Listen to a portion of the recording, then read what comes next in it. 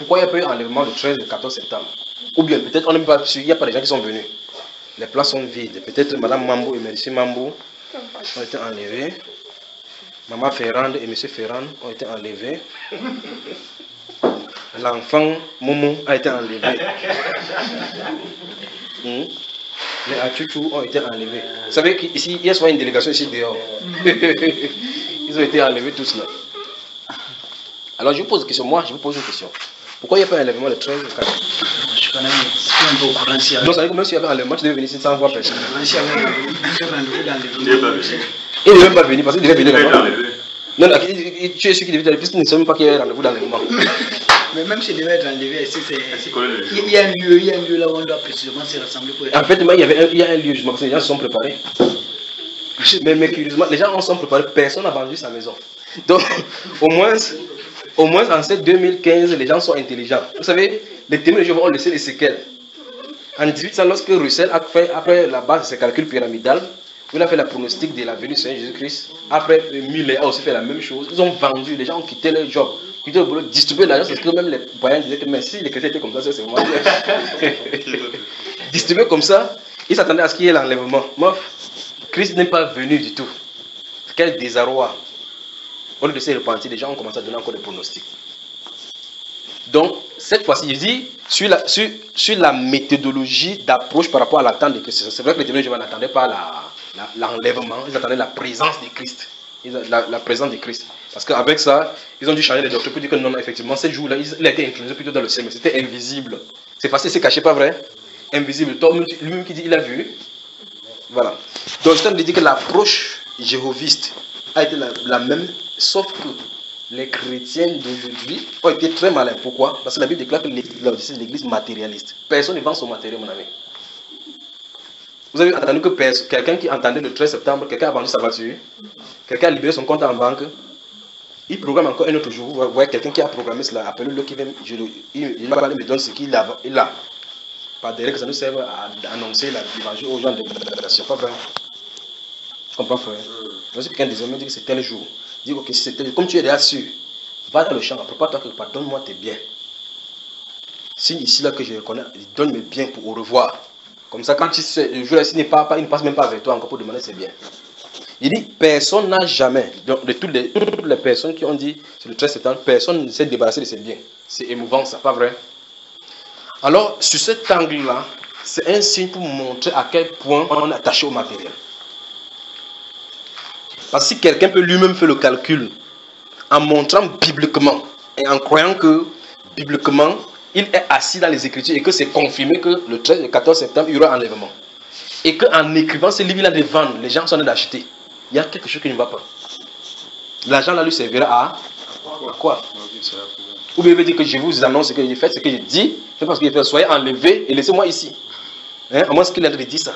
S'il dit comme ça, alors il est correct, pas vrai? C'est-à-dire qu'il veut que son souci c'est que vous soyez enlevés. Or, souvenez-vous de l'enseignement que nous avons fait sur l'enlèvement pendant des heures, c'est presque 9 heures d'enseignement. Je vous ai dit, tu peux savoir que l'enlèvement va avoir lieu dans 3 semaines. Souvenez-vous de ce qu'on a lu aujourd'hui par rapport aux enfants d'Abraham. Si tu n'es pas de cette sémence-là, tu ne partiras pas. Parce que s'il y a quelqu'un qui sait avec certitude qu'il y aura un enlèvement, c'est Satan. Certitude. Il sait effectivement qu'il y aura un enlèvement, que bientôt il va venir sur la terre. Puisque ces agents ont tout préparé sur le plateau, qui va venir seulement pour se manifester. Et quand il va se manifester, l'église va quitter. Il connaît qu'il y aura un enlèvement. Mais d'abord, il ne désire même pas partir par là-bas. D'accord? Qu'est-ce qui arrive? Et dans cet enseignement, j'ai dit ceci. Le moment où on va s'attendre le moins, c'est là où ça va arriver. C'est parce que c'est ce que je sais. Allons-y dans Matthieu. Merci, Père. Nous y voilà encore enchaîné, n'est-ce pas? Que ça nous entraîne comme ça nous entraîne. Matthieu. Donc maintenant, je ne sais pas comment l'écriture peut être, on ne peut plus clair. Elle essaye de trouver des compromis. Non, on peut quand même savoir le jour. Jésus n'a pas dit que c'est le Père seul qui connaît ceci. Et c'est écrit, Jésus dit c'est le Père seul qui connaît. Quelqu'un dit que non. Même si le Père seul qui connaît, il peut. On y va là maintenant. Et regardez, verset 36 de Matthieu 24. J'y vais. Matthieu 24, verset 36. On va lire quelques passages là. Si vous n'avez pas suivi l'enseignement sur l'enlèvement de l'église, c'est 9 heures d'enseignement. Il faut avoir du culot pour s'asseoir et suivre cela. Prenez cela et suivez. C'est en un et en deux. Le premier, c'est 5 heures. Le deuxième, c'est 4 heures de temps. Suivez doucement. Souvent, je viens, je m'assois dans la chaise, je mets ça, je suis du matin jusqu'au soir. Je prends les notes. Je voyage. Matthieu 24, verset 36 dit, pour ce qui est du jour, soulignez du jour dans votre livre, dans votre cahier. Bien. Vous y avez moi, hein? Vous avez vu jour. Maintenant, et de l'heure, personne ne le... Vous avez vu ça, hein? Vous avez vu ce qui écrit, n'est-ce pas? Ok. Maintenant, ni les anges des cieux, ni le Fils, mais le Père seul. Verset 37. Ce qui arriva du temps de Noé arriva de même à l'avènement du Fils de l'homme. S'il y a un verset et un passage des Écritures où il faut lire avec attention, c'est lorsque Jésus commence à parler des sons prophétiques.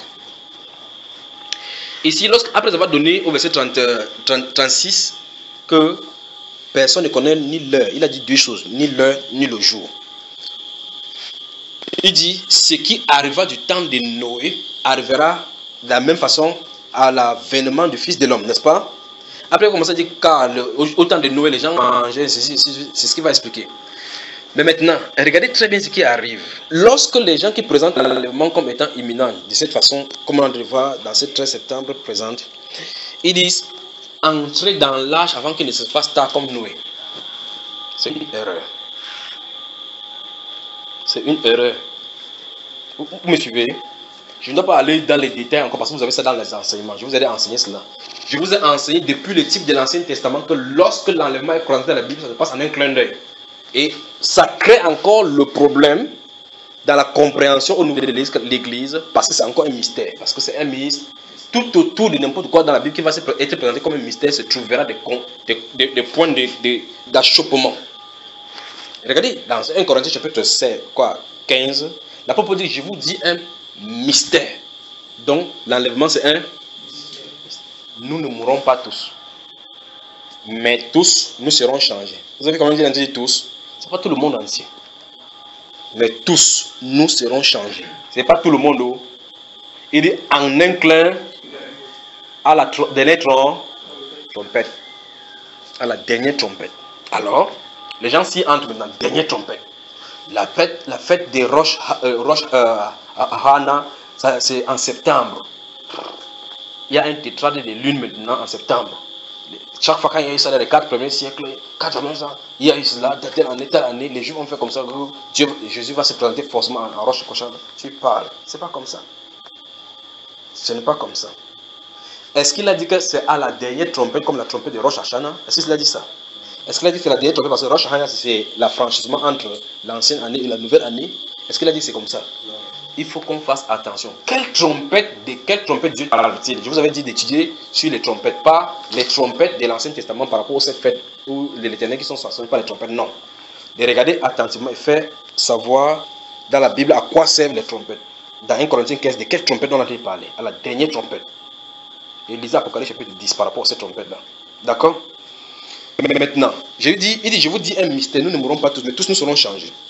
Donc, derrière l'enlèvement, autour de l'enlèvement se cache un mystère. Et ce mystère, c'est la révélation.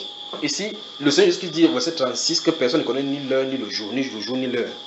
Après, il dit subitement que ce qui arrivera du temps de Noé arrivera avant l'avènement du Fils de l'homme. J'ai eu à établir plusieurs fois que la venue de Jésus-Christ est différente de l'avènement de Jésus-Christ qui est différent du règne de Jésus. C'est d'abord un premier acquis qu'il faut admettre, qu'il faut comprendre, il faut assimiler. Parce qu'il y a plusieurs venues, n'est-ce pas? On a établi cela. N'est-ce pas mes chers amis? Vous me comprenez? Ou bien vous ne me comprenez pas, j'arrête de ce soir cela. C'est établi, je vous ai établi cela. Il y a plusieurs venues. Pour ce qui est de l'enlèvement, tout à l'heure on a vu le fait que Isaac est le type de Christ. On a vu qu'il est sorti dans les champs pour aller rencontrer sa femme dans les champs. C'est ça ou c'est pas ça? De cette quantité-là, de cette période, il vient pour son épouse. Quand Isaac est sorti pour aller, c'est pour son épouse qu'il est parti. N'est-ce pas? Vous lisez Apocalypse chapitre 1, on dit que voici, il vient sur les nuées et tout le verra. Ce n'est plus la même chose, ce n'est pas l'enlèvement. Le moment où il vient là, ce n'est pas le moment de l'enlèvement. C'est autre chose, parce qu'il a dit tout le verra, même ceux qui l'ont fait, l'ont pincé. Vous me suivez, mes bien-aimés? Pour l'enlèvement, on dit que ça se passe en un. Mais c'est quand même curieux. Comment on peut comprendre ces choses qu'il y a différence d'ailleurs? Donc, Apocalypse chapitre 1 et 1 Thessaloniciens ne traitent pas la même chose. Le Seigneur descendra du ciel. Et les morts en Christ résisteront premièrement. Et tous nous serons rencontrés dans les cieux, nous rencontrerons le Seigneur des cieux. C'est pas ça, hein? Tout est le verra. Et les nations, ils se lamenteront devant lui. Pas vrai? Les nations. Ici, il ne s'agit pas de l'enlèvement. Donc, il y a plusieurs choses. Il y a ces choses qu'on a développées dans l'enseignement sur l'enlèvement. Mais je veux que vous regardez ici, dans cette direction, c'est que lors de cet enlèvement, après que le Seigneur Jésus-Christ dit que on ne connaît, personne ne connaît ni le jour ni l'heure, il dit directement que ce qui arrivera du temps de Noé arrivera à l'avènement du Fils de l'homme. N'est-ce pas? Je veux que vous me suivez maintenant, vraiment soyez attentifs, parce que ça risque d'être compliqué. Maintenant, regardez, il dit que ce qui arrivera du temps de Noé. Maintenant, rapportons-nous, transportons-nous dans la période de Noé. Pas vrai? Lorsqu'on se trouve dans la période de Noé, je veux que vous me dites sincèrement, il y avait une prédication. Montre-moi le verset qui dit que mon nom a prêché aux gens. Donc tu étais avec lui alors. Tu t'es réincarné pour savoir. Hein, frère Jimmy. Je suis en train de vous aller sur un terrain. Dans Genèse chapitre 6 ou Genèse chapitre 10 et ainsi de suite. Pas vrai? Est-ce que Noé a-t-il prêché pour que les gens se répandent sur la terre? Est-ce que Dieu a donné une mission de prédication à Noé? Est-ce que Dieu a donné une mission de prédication à Noé? Dans le livre de 1 Pierre, on l'appelle ce prédicateur de justice. Tout simplement, on l'appelle prédicateur de justice. Est-ce que Noé a-t-il reçu comme mission d'aller prêcher? On doit comprendre le langage du Seigneur. On doit le comprendre. On doit le comprendre. Le but pour lequel Dieu a donné à Israël la loi, ce n'était pas pour convertir les nations qui étaient à côté. Vous savez ça? Hein? Je veux que vous veniez avec moi vraiment maintenant que nous voyageons dans la Bible, si vous permettez. Mais si sans que vous êtes fatigué, vous arrêtez. Je dis le but pour lequel Dieu n'a jamais donné la loi à Israël, que prenez cette loi-ci, allez habiter à Canaan et transformer les Philistins, transformer les Phérésiens, ainsi de suite, les Ébusiens, les Hétiens. Dieu n'a jamais dit cela. Dieu a dit que c'est lorsque vous allez vivre cette loi-ci, que les nations d'alentour vont vous regarder en disant que mais cette nation c'est une grande nation. Vous comprenez ce que ça veut dire? Donc le but d'Israël, ce n'est pas la conversion des nations. Le but pour lequel la loi a été donnée, c'est pour manifester à la nation qu'il y a un grand Dieu. Parce que la Bible est sainte. On est d'accord? Je reviens donc sur les personnes qui portaient cette sémence d'Israël. Est-ce que Noé a reçu une mission de prédication aux nations? Souvenez-vous, nous sommes dans Matthieu chapitre 24. Si il ne finit pas aujourd'hui, je vais continuer la prochaine fois. Est-ce que Noé a reçu une nation? C'est-à-dire que, prenez Genèse chapitre 6, vous me regardez comme ça, comme le pion. Genèse chapitre 6. Genèse, le chapitre 6. Maintenant, chapitre 6 de Genèse, il faut pas lire ça parce qu'en lisant au moins, tu ne seras pas fatigué, pas vrai? Donc il y a le frère Camille Mba qui est de Canada qui te salue chaque fois, que salut papa Tagne et maman Tagne. Le frère Stéphane aussi te salue de l'Espagne, il est en France maintenant. Tous te connaissent. Hein? Mais tu dis que tu les salues spirituellement, c'est ce que tu as dit tout à l'heure. Hein? Ok, le verset 6, chapitre 6, à partir du verset 1, allons-y, 1, 2. Lorsque les hommes eurent commencé à se multiplier sur la face de la terre, et que des filles leur furent nées, les fils de Dieu virent que les filles des hommes étaient belles, et ils en prirent pour femmes parmi toutes celles qu'ils choisirent. Alors l'Éternel dit, mon esprit ne restera pas à toujours dans l'homme, car l'homme n'est que chair, et ses jours seront de 120 ans. Je vous avais donné un débat par rapport à ça, n'est-ce pas? Allons-y, c'est pas le moment où... Les géants étaient sur la terre en ces temps-là, après que les fils de Dieu furent venus vers les filles des hommes, et qu'elles leur eurent donné des enfants. Ce sont ces héros qui furent fameux dans l'Antiquité. L'Éternel vit que la méchanceté des hommes était grande sur la terre, et que toutes les pensées de leur cœur se portaient chaque jour uniquement vers le mal. L'Éternel se repentit d'avoir fait l'homme sur la terre, et il fut affligé en son cœur. Et l'Éternel dit, j'exterminerai de la face de la terre l'homme que j'ai créé, depuis l'homme jusqu'au bétail, aux reptiles et aux oiseaux du ciel, car je me répands de les avoir faits. Mais Noé trouva grâce aux yeux de l'Éternel. Voici la postérité de Noé. Stop. Vous avez vu comment la Bible nous a planté le décor, pas vrai? Donc, Dieu a créé les cieux et la terre. Des multiplications d'âmes commencent à se mettre sur la terre. Dieu n'a pas envoyé nous nulle part pour aller les prêcher de se repentir. Non. Il a décidé de détruire. Et vous comprenez, si vous ne comprenez pas vraiment ici, quand il va entrer dans Matthieu pour dire ce que le Seigneur jusqu'à nous dit là-bas, on aurait un problème. Il a décidé de détruire. Mais la Bible déclare qu'il s'est tourné vers Noé. Noé trouva grâce devant le Seigneur. Qu'est-ce que Noé a fait? Vous avez vu encore le dessein d'élection de Dieu. Il dit non, c'est quelqu'un qui s'est comporté bien. Quand il est sorti de l'âge, la première chose qu'il a fait, c'était quoi? Qu'est-ce qu'il a fait? Hein? Il a saoulé. La Bible condamne la souladise. Quand il a fini de saouler, qu'est-ce qu'il peut donner comme bonne malédiction à quelqu'un? À une malédiction. Voilà votre type. Pour vous montrer que c'est les œuvres, même lui n'entre pas. Ah, vous parlez de la Bible. Donc, la Bible déclare, la Bible l'appelle le prédicateur de justice. Mais vous ne voyez nulle part où Dieu l'a envoyé comme prédicateur pour aller prêcher aux gens. N'est-ce pas? Parce qu'en réalité, les gens doivent suivre une parole pour se repentir. Aucune prédication n'a été donnée à cette génération. Dieu a résolu de détruire. Mais on dit que nous trouvons grâce devant Dieu. Maintenant, suivez attentivement maintenant. Noé, ça veut dire quoi? Consolation. Pourquoi on l'a appelé consolation? Parce que des hommes que Dieu a créés, parce que des hommes que Dieu a créés, le seul que Dieu a sauvé. Mais on l'a appelé comme ça avant que le problème de création ou de destruction n'arrive. Donc c'est un peu dans ce sens-là. Mais il veut dire ici, si il continue à vous poser des questions, vous me faites avancer vraiment dans. Voilà, il n'essaie pas de dormir là.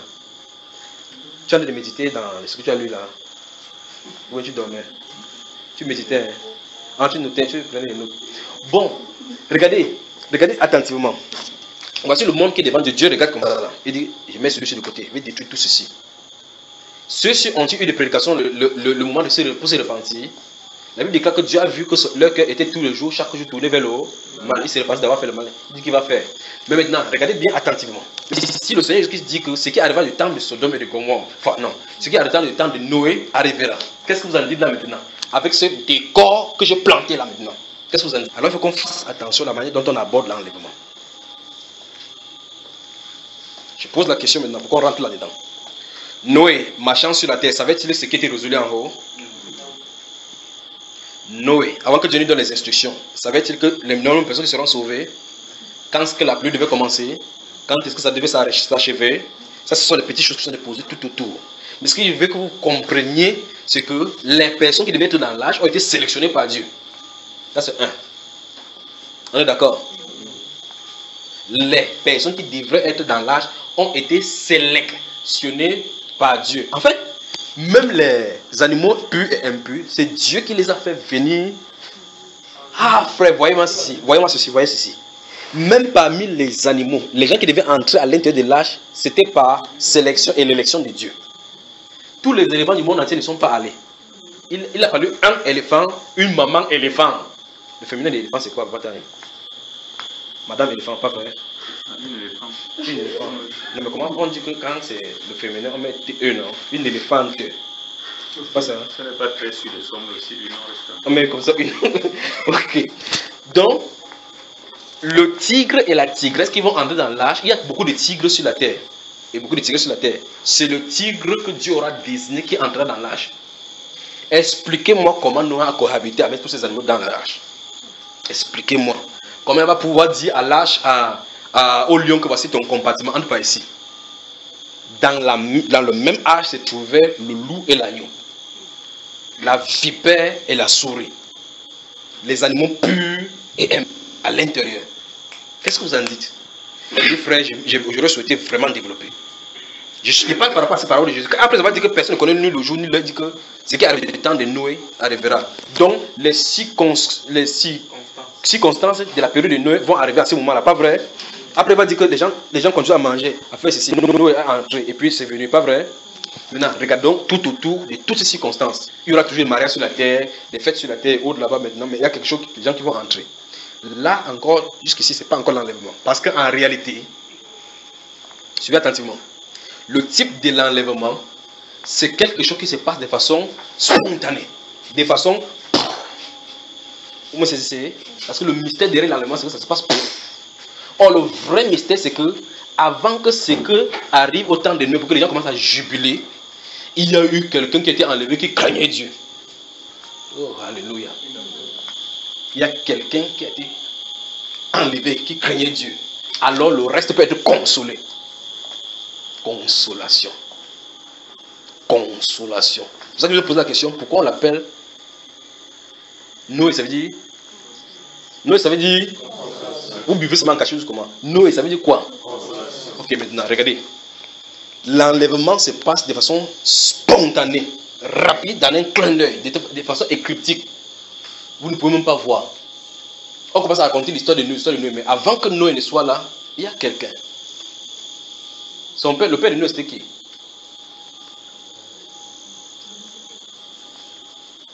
Ah, mais c'est quand même curieux ça. Tu regardes, tu as la Bible devant toi, là où Noé se trouve, tu as regarder le sujet pour qu'ils disent qui était le père de Noé.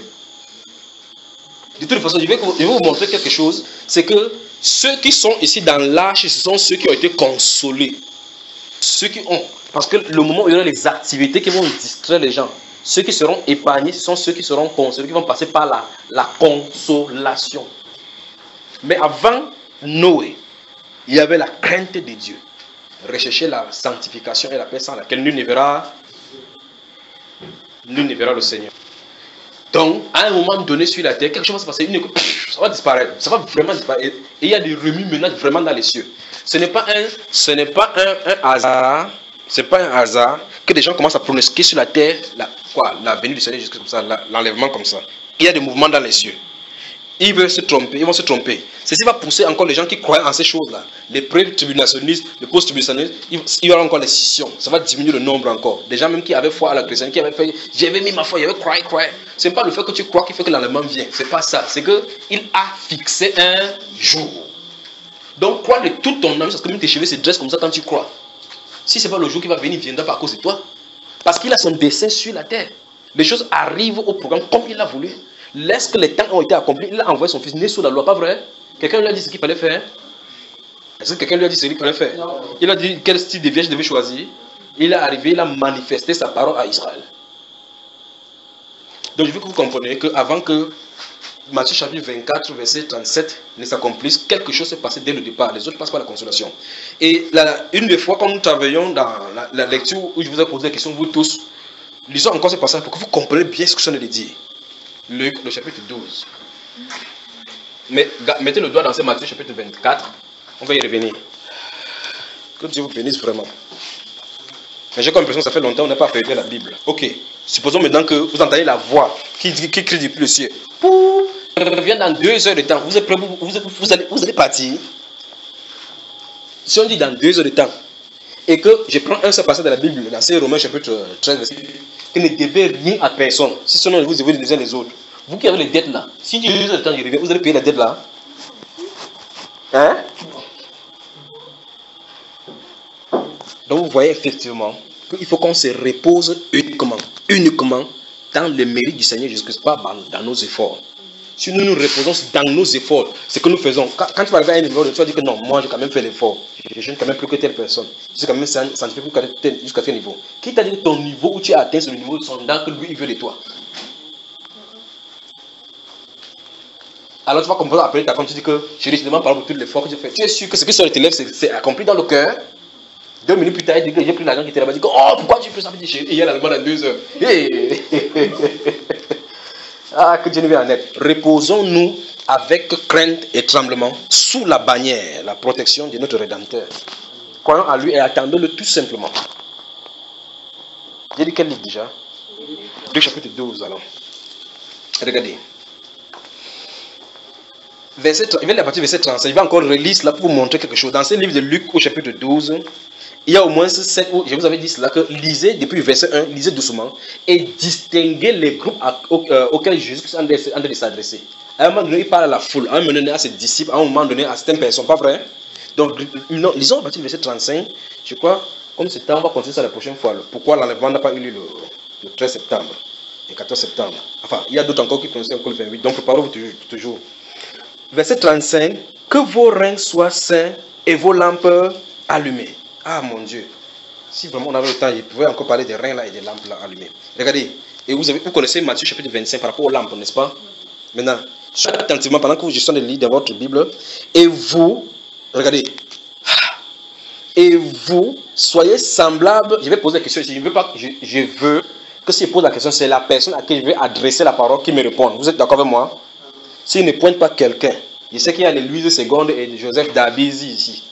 Pas que quelqu'un parle. Je veux seulement pointer quelqu'un et que la personne me réponde. D'accord? Il dit, et vous, soyez semblables à des hommes qui attendent que leur maître revienne des noces afin de lui ouvrir dès qu'il arrivera et frappera. Heureux ces serviteurs que le maître à son arrivée trouvera veillant. Je vous le dis en vérité, il se scindra, les fera mettre à table et s'apprêtera pour les servir. Mon frère Laurent, bonsoir. Le verset 37 là, verset 36. Et vous, soyez semblables à des hommes qui attendent que leur maître revienne des noces, afin de lui ouvrir dès qu'il arrivera et frappera. Le Seigneur Jésus s'adresse à qui ici, frère? S'adresse aux élus. Aux élus. Donc, qu'est-ce que les élus doivent faire, d'après ce que le Seigneur Jésus dit ici? D'après ce que je vois, c'est au moins après qu'il y ait déjà enlèvement, donc après les noces au ciel. Donc, qui reviennent, donc, au moins pour la deuxième venue. Non, ne me dis pas, tu as suivi la prédication dans la radio, tu as suivi dans la CDO, c'est comment? Tu as suivi, frère. Hein? Il a dit la vérité, il a senti que s'il ne dit pas la vérité, l'allemand là vient, il ne va pas. Mon frère réfléchit que non, il ne peut pas qu'il dise comme ça, il ne peut pas qu'il dise comme ça. Mais il a vu que l'allemand est devant, parce que ça peut se passer maintenant, pas vrai? Ok, maintenant, ça veut dire que je n'aurais pas dû chercher. C'est ce papa Tani qui devait faire, parce qu'il sait que même c'est n'importe comment il ne suit pas la prédication. C'est lui. Tu as même noté. Tu as noté comment, mon frère? Qu'il faut faire attention ici. Ok, ce vous aussi, ce n'est pas le vous de tous les chrétiens. Voilà. Donc, c'est ça. Merci parce que vous travaillez et que vous êtes vigilants. Donc, vous voyez effectivement, regardez. Regardez. Verset 32. Ne crains point, petit troupeau, car votre Père a trouvé bon de vous donner le royaume. Verset 35. Que vos reins soient saints et vos lampes allumées. Et vous, que vos reins soient saints et vos lampes allumées. Que vos reins soient saints. Je vais vous écouter encore le langage. Que vos reins soient saints et vos lampes allumées. Que vos reins soient saints et vos lampes allumées. Que vos reins, je veux que ça reste dans votre esprit. Que vos reins soient saints et vos lampes allumées. Et vous, donc il vient de diviser les personnes à qui il en a de parler. Regardez bien le langage. Que vos reins soient saints et lampes allumées. Quand on va sortir, c'est que vous restez ici, vous balayez et vous puisez l'eau. Que vous balayez et vous puisez l'eau. Donc il y a deux groupes. Que vos reins soient saints et vos lampes allumées. Et vous, soyez semblables. Et vous, soyez semblables.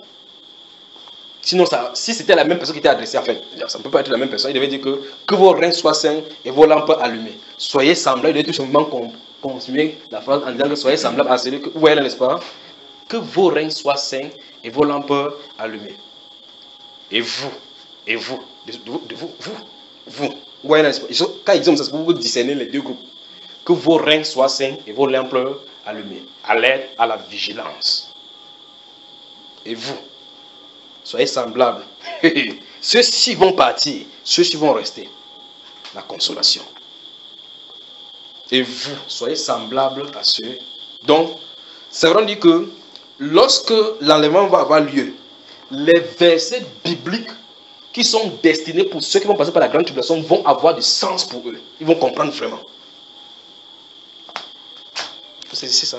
Quand il y aura l'enlèvement, les gens, les versets que tu lis, par exemple, que toquer un vous donnera, tu sauras très bien que là, ça ne marche pas. Qu'on ne te demande pas. Les gens, les versets que tu vois, par exemple, que le Saint-Esprit vous soutiendra, tu sauras très bien que ça ne marche pas là. Que si méchant comme vous êtes, vous savez donner de bonnes choses à vos enfants. À combien de fois raison que le Père Céleste donnera le Saint-Esprit à ceux qui le lui demandent. Tu sauras que ici, la période de ces versets, ça a cessé. Tu sauras. Pas vrai, frère? Donc il y aura le verset révélé de la grande tribulation. Seigneur bon règne. Ça veut dire que ici là, ça va barder. Il faut qu'on tienne fin pour que lorsqu'il va venir encore pour nous sauver de cette brûlure ici là. Souvenez-vous, dehors où il y avait les pleurs, les grincements dedans. Alors à ce moment-là, quand il va venir, on dit ouf, Seigneur, on a tenu. Vous comprenez là dedans? Donc, alors maintenant, ici, nous voyons effectivement dans ce passage de Luc au chapitre 12, les versets 35 et 36, que le Seigneur Jésus-Christ s'adressant, dans ces deux versets, s'adresse à deux groupes différents. Que vos reins soient saints et vos lampes allumées. Et vous soyez semblables à celui. Oh, c'est dans la phrase que nous parvenons à détecter qu'il ne s'adresse pas à la même personne. Est-ce que ce groupe, le deuxième groupe à qui il a de parler, ne participe pas à l'enlèvement? À qui le Seigneur Jésus-Christ en a de parler, pourtant il y a les êtres humains devant de lui. Il ne s'adresse pas à ceux qui sont devant de lui parce que tous là sont morts. Il ne peut pas lui dire ça à patienter. Donc il s'adresse au futur, à cette génération-là qui va voir sa venue. Pas vrai? Il dit, et vous, soyez semblables aux serviteurs qui attendent que le maître revienne des noces. S'il revient des noces, regardez bien que les noces ont eu lieu dans ces deux versets-là entre eux. Et vous soyez semblables à et vous, que vos reins soient saints et vos lampes allumées. Je veux que vous me saisissez bien. Vous allez voir, chaque fois qu'il y aura les types de l'enlèvement, ça va se passer de façon instantanée. Et que vos reins soient saints, non. Et que vos reins soient saints et vos lampes allumées. Et vous, soyez semblables à celui qui attend le maître de revenir des noces. Où sont ceux qui sont allés à la noce? Entre le verset 36 et le verset 37, la noce a eu lieu. Et il doit seulement revenir. Mais où est-ce que c'est contenu? C'est contenu dans l'information qu'il a donnée à celui-là qui attendait que celui de la noce revienne. Mais on ne les a pas vus partir. On ne les a pas vus partir. L'enlèvement, le mystère, la disparition instantanée par seconde, en un tiers, en une fraction de seconde, en un clin d'œil. C'est parti. Donc le Seigneur qui parle, la dernière fois je vous ai dit que faites attention lorsque la Bible parle avec prophétie. Les livres de prophètes, qu'on fasse attention. Regardez ce qu'il en est. Donc, dans cette Matthieu que nous avons pris comme base, c'est 36 du chapitre 24, il dit, personne ne connaît ni le jour ni l'heure, mais le Père, ni les anges du ciel, ni le Fils. Pas vrai? Subitement, il dit, ce qui arrivera du temps de Noé arrivera de la même façon. Au temps de Noé, les gens qui ont été sauvés là-bas ont été épargnés par la grâce. Ce sont les gens qui ont été consolés seulement. Mais avant cela, les gens qui marchaient et qui étaient intégrés devant Dieu ont été enlevés. Enoch est le type d'homme de l'enlèvement. Donc ici, le Seigneur ne parle pas de ceux qui doivent se préparer pour être enlevés. Il se parle pour ceux qui vont se préparer pour ne pas vivre comme les autres dans la tribulation, durant la grande tribulation. C'est ça dont il est question. Vous saisissez, frère? Rentrons dans son autre Matthieu. Donc ouais, les gens comptent les dates, on dit qu'entrer dans l'âge avant qu'il ne soit tard. Quel âge? Dans quel âge un chrétien doit-il entrer? Les théologiens dit que la seule âge, c'est la watchtower. Il faut entrer, parce que c'est l'âge moderne qu'il faut entrer. Les pentecôtistes ont dit maintenant qu'il y a les grandes cathédrales où il faut entrer, ou en hors de là, on ne peut pas sortir. Les catholiques disent que c'est là-bas qu'il y a le salut. Que si nous sommes en Christ, nous y demeurons pour toujours. Nous sommes scellés par le Saint-Esprit pour le jour de la rédemption. C'est jusqu'au jour de la rédemption. C'est là où se trouve le refuge. Entrer dans l'âge. Comment donc entrer dans l'âge? Dites-moi comment entrer dans l'âge. Puisque la procédure même, c'est Dieu lui-même qui a donné à nous ici de faire l'âge. Donc à ceux qui vont passer par la grande tribulation, il va leur donner le moyen. Parce que jusqu'à la même si on dit n'importe comment, personne sur la terre ne connaît exactement comment l'espace de la planète, la technologie sera clairement. Personne. Vous me suivez? Personne sur la terre ne peut se dire avec exactitude ce à quoi le monde va ressembler. Est-ce que pour qu'on puisse avoir le contrôle technologique sophistiqué, est-ce que l'Afrique doit arriver au niveau de l'Europe? Si c'est comme ça, c'est encore loin. C'est encore loin. Quand bien dans notre pays, dans les arrière-plans, il y a des gens du village qu'on ne connaît même pas encore qui sont dans un pays. Ça veut dire que c'est encore loin. Comment sera la face de la terre? Est-ce que les véhicules marcheront de cette façon, ou bien les avions vont commencer à voir passer et mettre des lumières ultraviolettes dans toutes les directions? C'est encore loin des suppositions. Mais lorsque le monde viendra, ceux qui seront sur la terre connaîtront les versets qui les concernent. C'est ça. Tout ce que nous sommes en train de voir là, ce n'est que ce que la Bible appelle par exemple les douleurs de l'enfantement. Les douleurs de l'enfantement. Mais ô combien imminent est la venue de notre Seigneur Jésus-Christ. Ô combien imminent. Ô combien imminent. Donc ça veut dire que nous devons nous préparer. Quand je parle de préparer comme ça, faites attention de ne pas même comprendre. De croire peut-être qu'il s'agit de lire plus la parole. Il s'agit de s'approcher de Dieu et le laisser nous sanctifier selon lui. D'accord? Il s'agit de s'approcher davantage du Seigneur. Parce que souvenez-vous de ceci. Lorsque vous êtes dans l'obscurité et que vous voyez un endroit où il y a la lumière, personne qui est dans la lumière peut avoir du mal à vous voir. Vous savez ça, n'est-ce pas? Lorsque vous êtes dans l'obscurité. Plus vous venez dans la lumière, qu'est-ce qui réfléchit? Plus la lumière réfléchit sur vous, plus les ténèbres se dissipent. C'est ce qu'il faut faire.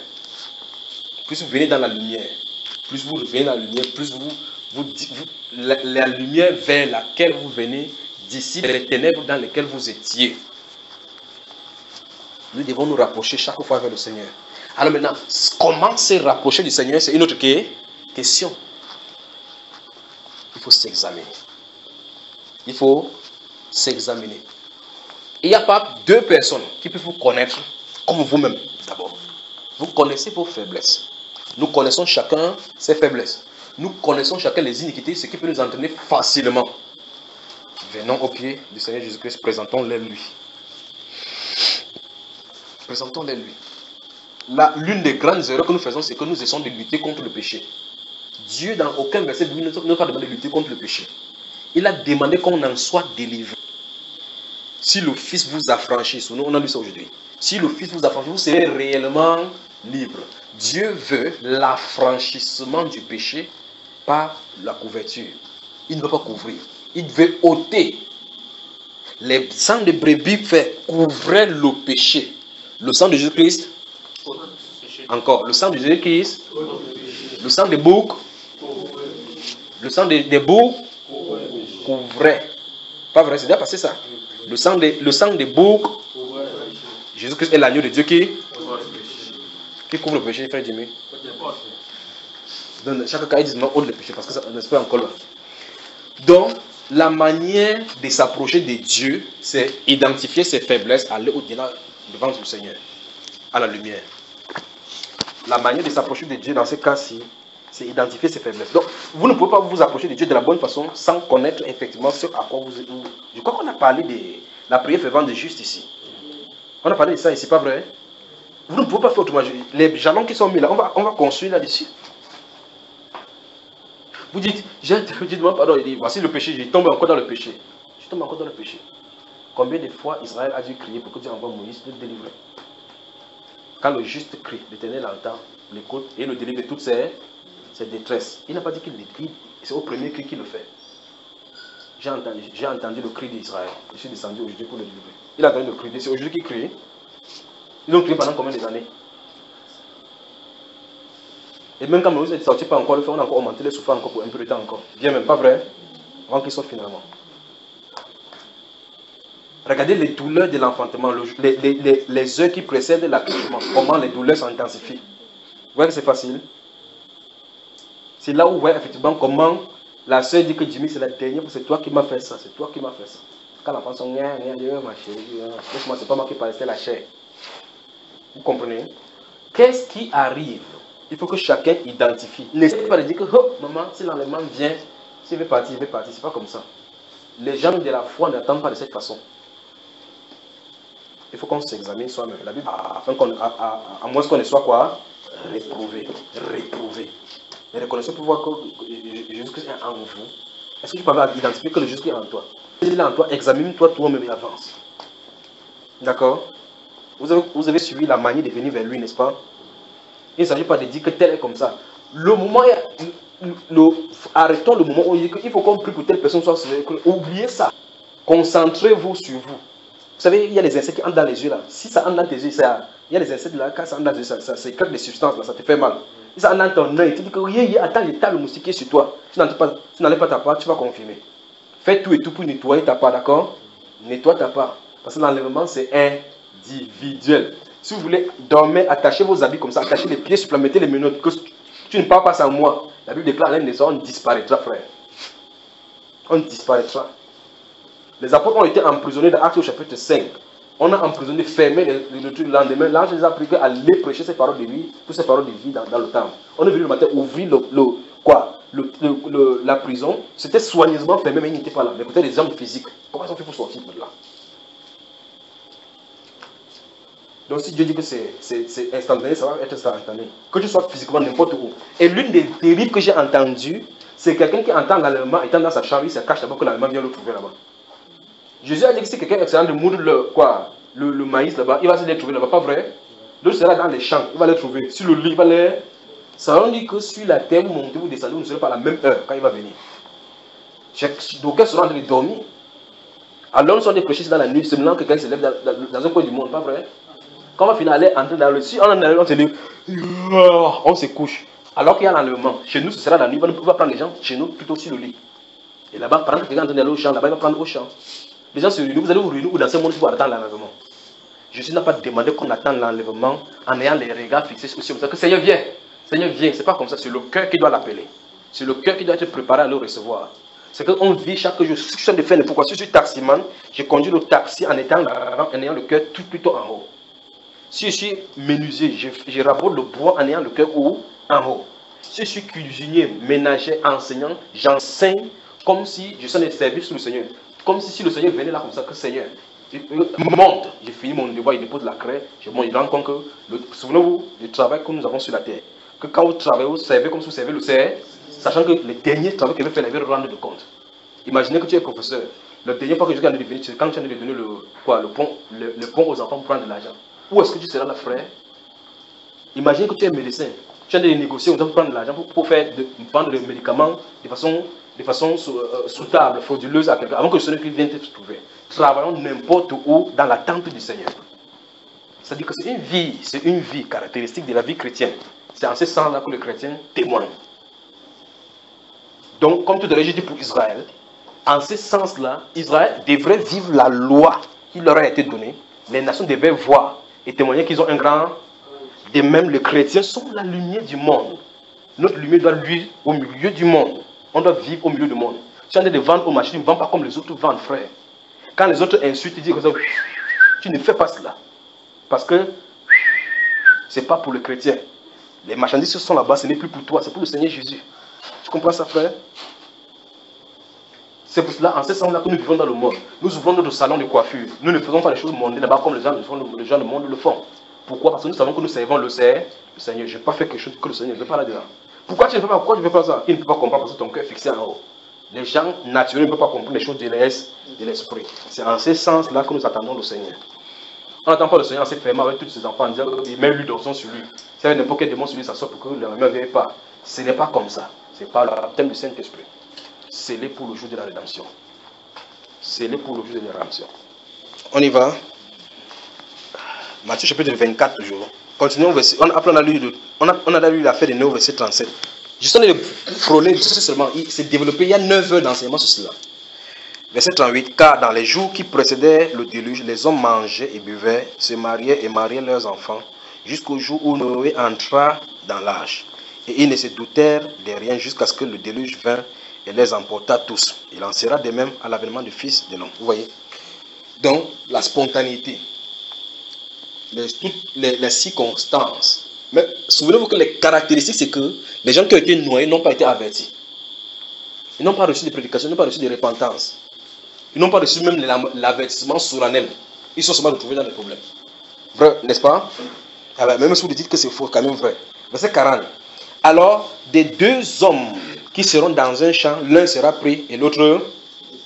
Et des deux femmes qui moudront à la meule, l'une sera prise et l'autre... Verset 42, écoutez très attentivement. Écoutez ce que le Seigneur nous dit. Verset 42. Veillez donc, puisque vous ne savez pas quel jour votre Seigneur viendra. Si c'est écrit comme ça, souvenez-vous, la question que je vous ai posée, c'est que pourquoi le Seigneur Jésus-Christ n'est pas venu les 13 et 14? Parce que les hommes connaissaient ces jours-là. On est d'accord? L'une des réponses nous est donnée ici. Il dit, pourquoi le Seigneur Jésus-Christ n'est pas venu les 13 et 14 septembre? Parce que les hommes connaissaient ces jours. C'est pas simple comme réponse. Ici, Jésus nous a dit, veillez donc puisque vous ne savez pas quel jour votre Seigneur viendra. Donc, Jésus vient à quel jour? On ne sait pas. Mais quelqu'un dit qu'il a calculé. Qui sait? Jésus dit que vous ne savez pas le jour. Il dit qu'on sait. Qu'est-ce qui ne va pas chez nous? Avec les sensations qu'on a eues, on croit vraiment qu'en faisant telle chose, on va faire telle chose, ça va faire que Jésus vienne. Il dit, souvenez-vous, ce n'est pas notre état de lamentation, de sanctification sur la terre qui fait que Jésus vient. Lorsqu'il a créé le ciel et la terre, il avait un but, montrer son attribut de sauveur. Il l'a sauvé.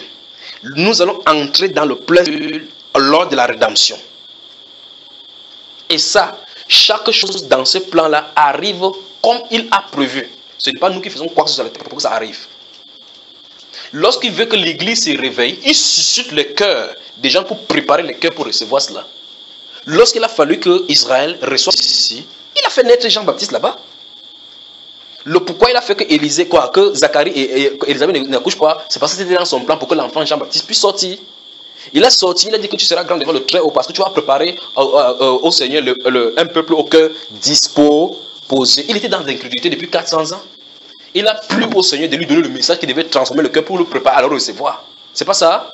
Quand il est venu, il a choisi le groupe qu'il fallait choisir. Et après, il a dit, je vous envoie dans le monde, vous n'êtes pas du monde. Donc, continue la raison. Le même principe de Dieu demeure. Ceux qui lui appartiennent viendront. Ça ne peut pas bouger. Donc, le Seigneur Jésus dit qu'on veille. Comment est-ce qu'on veille? Veiller, ça ne veut pas dire que tu t'arrêtes comme ça, qu'on passe à la nuit de prier, de veiller, de prier. Ce n'est pas ça dont il est question. Il ne savait pas que quand tu es à la maison, tu ne peux même pas dormir parce que le lendemain peut avoir lieu. Parce que, mettez le doigt ici, allons-y. Vous avez dit que vous me permettez de crier prêche, non? Voilà. Allons-y dans le livre des Thessaloniciens, 1 Thessaloniciens. On y va. Je vais vous parler par rapport au veille, la façon dont de veiller. Ce n'est pas le thème et le point, c'est parce qu'ici, il ne savait pas de l'enlèvement, pas du jour du Seigneur, ici, ainsi de suite. Chapitre 1 Thessaloniciens, chapitre 5. Regardez. Venez à partir du verset 3 et suivant. Ou bien à partir du verset 2. Car vous savez bien vous-même que le jour du Seigneur viendra comme un voleur dans la nuit. Vous voyez, même le jour du Seigneur, personne ne connaît, pas vrai? Le jour du Seigneur, c'est différent par rapport à l'enlèvement ici. On a déjà vu ce cas-ci, n'est-ce pas? Quand les hommes diront paix et sûreté, alors une ruine soudaine les surprendra comme les douleurs de l'enfantement surprennent la femme enceinte et ils n'échapperont point. Vous allez sur le site de l'ONU, vous ouvrez le site de l'ONU. Première chose que vous voyez en tête, c'est paix et sûreté. Première chose que vous voyez sur le site. Paix et sûreté. Lorsque George Walker Bush père a inauguré le 11 septembre 1991, lorsqu'il a commencé à parler des nouvelles ordres mondiales, il a parlé que le gouvernement mondial a besoin de paix et de sûreté. Il a dit cela. Mais ce n'est pas que manifester comme la Bible te le dit. Vous voyez ça, frère? Quand les hommes diront paix et sûreté sur la terre, donc lorsque les conditions seront réunies pour que cette verset s'accomplisse, ça va s'accomplir. Tout ce qui est d'arriver, ce n'est que des jalons qui sont mis pour conduire à la réalisation de ces versets. Vous savez, n'est-ce pas? Maintenant, regardez. Verset 4. Mais vous, frères, vous n'êtes pas dans les ténèbres pour que ce jour vous surprenne comme un voleur. Vous avez vu ce que le Saint-Esprit dit là? Papa, t'as s'il te plaît, ne dors pas. Tu dois prendre les notes là maintenant. Écoutez, verset 5. Vous êtes tous des enfants de quoi? De la lumière et des enfants du jour. Nous ne sommes point de la nuit ni des ténèbres. Il ne veut pas dire qu'on ne marche pas dans l'obscurité, qu'on évite de marcher dans l'obscurité dans la nuit comme maintenant il est 21h là. Ce n'est pas ça dont il est en train de parler. D'accord?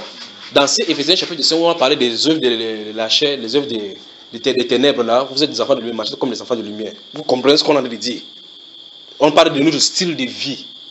D'accord, bien aimé? Maintenant, regardez ici. Ne dormons donc point comme les autres, mais veillons et soyons sobres. Quand il dit ne dormons point, ce n'est pas le sommeil où on se couche dans le lit. N'est-ce pas? Parce que regardez en bas. Car ceux qui dorment, dorment la nuit, et ceux qui s'enivrent, s'enivrent la nuit. Mais nous, qui sommes du jour, soyons sobres, ayant revêtu la cuirasse de la foi et de la charité, ayant pour casque l'espérance du salut. Car Dieu ne nous a pas destinés à la colère, mais à l'acquisition du salut par notre Seigneur Jésus-Christ. Vous avez entendu ça, frère? Donc, il ne s'agit pas d'essayer de rester debout comme ça que je suis dans. C'est que marcher tête haute, les yeux fixés sur le Seigneur Jésus-Christ, qui est le chef, l'auteur et le consommateur de notre foi, en croyant en lui. Ne croyez pas à votre foi, non. Ne croyez pas à vous-même, non. Ne faites pas cela. La Bible déclare que c'est un insensé. Quand tu as confiance dans ton propre cœur, tu es un insensé. Si vous comprenez. Parce que le cœur est le point de contact entre l'appel de Dieu et toi. Le cœur, c'est le point de contact. Et à l'intérieur de ce nid, dans beaucoup de projets, beaucoup de voix, il parle. Il dit, mon fils, donne-moi ton cœur. Garde ton cœur plus que toute autre chose, parce que c'est de lui viennent les sources de vie. C'est là-bas que l'incrédulité pousse. C'est là-bas que la racine de la foi naît. Et le conflit à l'intérieur, donc maintenant, c'est grave. Donc Dieu ne nous a pas dit qu'on reste sur place, on commence à prier que le Seigneur vienne maintenant nous prendre. C'est pas ça. Dieu doit te retrouver dans la tâche qu'il t'a confiée. Dieu doit te retrouver. Souvenez-vous de ces Matthieu chapitre 27. Regardez bien. Rentrons dans Matthieu. Regardez. Verset 43. Nous sommes au chapitre 24 là. Verset 43 du chapitre 24. Sachez-le bien. Si le maître de la maison savait à quelle veille de la nuit le voleur doit venir, il veillerait et ne laisserait pas percer sa maison. Vous voyez comment Jésus a donné des exemples pour nous montrer, n'est-ce pas? Ok, continuons. C'est pourquoi vous aussi, tenez-vous, car le Fils de l'homme viendra à l'heure où vous n'y... Vous avez ce que vous avez dit tout à l'heure, n'est-ce pas? Donc tout le monde entier en état d'aller jusqu'à venir le 13 terme. Il dit c'est pas comme ça. C'est lorsque vous allez oublier qu'il va justement venir. Lorsque vous allez oublier. Je vous avais dit que l'enlèvement va avoir lieu quand on ne parlera pas de l'enlèvement. C'est ce qu'il a dit là.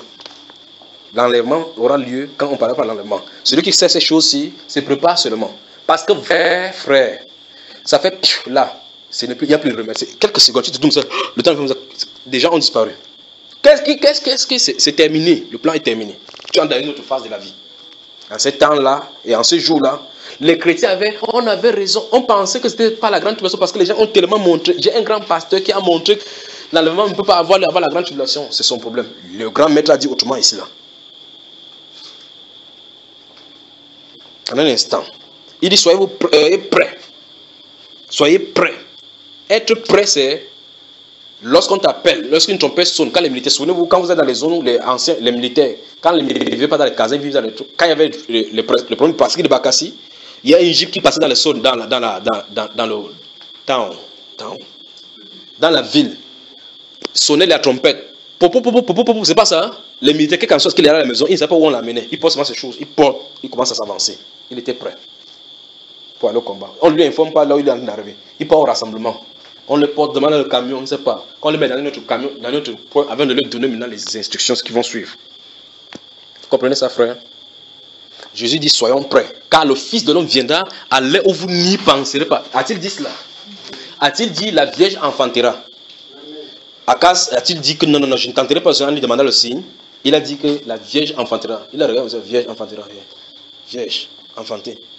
Vierge. Akas comprenait bien ce qu'il a dit. Comment une vierge peut enfanter? Si c'est pour dire que la vierge va se marier, c'est évident, puisque tous les filles d'Israël qui sont se marier sont censés être vierges. Donc il ne s'agit pas de ça. La vierge va avoir l'enfant sans connaître l'homme. C'est-à-dire que tu parles d'avoir l'enfant sans connaître l'homme. Le moment est réveillé. L'enfant est entré sans qu'elle ne connaisse l'homme, pas vrai? Dieu accomplit sa propre parole. Dieu accomplit sa propre parole. Il dit ici, c'est pourquoi vous aussi, tenez-vous prêts car le Fils de l'homme viendra à l'heure où vous n'y penserez pas. Le Seigneur Jésus a prophétisé ou n'a pas prophétisé? Il a donné les conditions de sa venue ou n'a pas donné? Avançons. Quel est donc le serviteur? Regardez bien, je vais vous montrer quelque chose. Je viens de vous dire tout à l'heure que Dieu vous trouve là où il vous a appelé. Il dit, quel est donc le serviteur fidèle et prudent que son maître a fait quoi? Établi sur ces gens pour leur donner la nourriture autant. Après il dit, heureux ce serviteur que son maître à son arrivée fera ainsi. Alléluia. Dieu t'attend à ton poste. Tu dois rendre compte. D'accord? Regardez, au chapitre 25, là-bas, on va encore lire. Regardez, verset 47, je vous le dis en vérité, il établira sur tous ses biens. Mais si c'est un méchant serviteur qui dit en lui-même, depuis que Jésus-Christ est parti, il y a l'enlèvement, on dit chaque année qu'il y a l'enlèvement. Il dit, je peux d'abord aller dans le monde en venant. Vous voyez ce qu'il a voulu dire ici, n'est-ce pas? Il peut aller dans le monde un peu assez côtoyer dans le monde. On me voit un peu, j'ai du temps pour me repentir. Parce que ça fait 2000 ans qu'il n'est pas venu. C'est pas quand même maintenant qu'il va venir. Hey, c'est le jour où tu fais ton repas, il vient retard. Que tu as rentrer dans le boîte, tu as fait comme ça, que tu entends qu'il y a l'enlèvement, que tu bouges des bouts avec le 33 sur toi. Tu dis que, il dit que ta part sera avec les chiens. Vous avez saisi ça, frère? Avançons ici. Verset 50. Le maître de ses serviteurs viendra, le jour oui, ne s'étend pas, et à. Vous avez encore vu les deux mots que je vous demandais de souligner au départ, n'est-ce pas? Il a donné la parabole, il a encore dit, il va venir le jour, et l'heure qui ne s'attend pas. Le Rosh Hashanah va entre le soir du 13 jusqu'au soir 18h, au maximum du 14.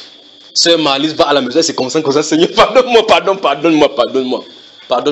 La Bible déclare que le pardon de Judas n'eut point de fait. N'est-ce pas, frère? Je connais mes gens ici. Je connais. Nous connaissons. Maintenant, avançons ici. Regardez chapitre 13 maintenant. Chapitre 25, pardon. Je vais épargner du verset 1 au verset 13 que vous connaissez déjà comme les deux vierges. D'accord? Lisons le verset 13. Veillez donc, puisque vous ne savez ni. C'est quand même curieux. Au lieu qu'on se concentre sur le jour où il va venir et l'heure où il va venir, on doit se concentrer à être prêt. On doit se concentrer à être C'est ça qu'il a dit. Veillez donc. Puisque vous ne connaissez pas. Comme tu ne connais pas à quel moment il va venir, pas toi. En clair, c'est tout le verset de dire. Comme tu ne connais pas le jour va venir, prépare-toi. Regardez bien. Il donne la parabole. Et c'est là on va s'arrêter ce soir. Verset 14. Il en sera. Donc, il en sera. C'est-à-dire que quand il va venir, là, le processus, quand il va venir, et les choses qui vont tourner tout autour, il en sera comme d'un homme qui, partant pour un voyage, appela ses serviteurs et leur remise ses biens. Vous avez vu tout à l'heure, je vous ai dit dans un enseignement qu'on a parlé, qu'il ne s'agit pas de chercher que Seigneur, qu'est-ce qu'il veut faire? Il faut que d'abord être dans le corps, pas vrai? Ce sont ces gens. Maintenant, il les remet maintenant ses biens. Donc, des responsabilités. Es-tu à ta place? Sinon, il faut vite quitter. Ah. Verset 15. Il donna 5 talents à l'un, 2 à l'autre, et un au troisième. À chacun, selon ça. Vous voyez que, de dire que je vais prêcher la parole, c'est vous en train de blaguer. De dire que je suis un prophète des nations, vous en train de blaguer. De dire que désormais il va marcher prêcher, vous en train de blaguer. Il a dit qu'il a donné les talents à chacun selon sa capacité. Si Dieu t'a appelé en tant qu'apôtre, il sait pourquoi il t'a appelé en tant qu'apôtre. Si t'a appelé en tant qu'ancien, il sait pourquoi il t'a appelé ancien. Ne commence pas à dire que non. Les titres les plus honorifiques maintenant c'est pas là-bas. Et il commence à aller là-bas. Vous voyez les embrouilles qui arrivent. Chacun a sa capacité. Alors il a donné un talent. Tu montes, tu descends, tu n'atteindras pas celui qui a donné 5 talents. Qui a décidé de donner 5 à l'autre aussi, à l'autre? Parce qu'il a mis chacun à sa place. Il connaît ce à quoi il t'attend. Il connaît ce qu'il a mis sur toi. Vous comprenez, n'est-ce pas? Donc, vous dites ça autrement. Chaque fois quand vous parlez, vous dites les 5 doigts de la main ne sont pas les mêmes. Mais on va faire comme ça aujourd'hui. Avançons ici. Aussitôt, celui qui avait reçu les 5 talents s'en alla, les fit valoir, et il gagna 5 autres talents. De même, celui qui avait reçu les 2 talents en gagna 2 autres. Celui qui n'en avait reçu qu'un alla faire un creux dans la terre. Fais-moi ici, pardon. Donc, en clair, il n'y a pas eu l'enlèvement le 13 septembre 2014 parce que les hommes connaissaient ces jours-là. Il n'y a pas eu l'enlèvement entre le 13 et le 14 septembre parce que les gens connaissaient ces jours-là. Donc, comme il y a encore le 18, le 28 prophétisé, attendons toujours voir, pas vrai? Mais vous connaissez le jour du 28? Vous connaissez qu'on a prophétisé par vous? Vous avez entendu ça de vos oreilles? Ok. Comment? Reste là, ça bouge dans le monde. Tu peux me demander ici là, que c'est qui a dit ça? Ok, maintenant. Si on connaît aussi la date du 28, la Bible a dit ce qu'elle a dit. Le 28, s'il est dit qu'on doit être enlevé, on sera enlevé de toutes les façons. Si Jésus-Christ venait vraiment c'est 28, alors pourrons-nous partir? Est-ce que c'est quelqu'un qui décide de partir? Il n'y a pas un fil qu'on lance sur la terre pour dire que quelqu'un attrape pour partir. C'est ça que vous comprenez. Il y a quelque chose en nous qui produit le nouveau corps. De la même façon, quand vous déposez le maïs dans la terre, vous avez vu ce mystère dans le livre de 1 Corinthiens chapitre 15. Quoi? Une semence est sémée, méprisable, il ressuscite, glorieux. Et Dieu lui donne, ça peut être le semence d'un corps, ou de maïs, ou bien de l'autre semence quelconque, et il lui donne, Dieu lui donne un corps comme il lui plaît. C'est ce que la Bible dit. Donc ce n'est pas nous. Que le Seigneur vous bénisse.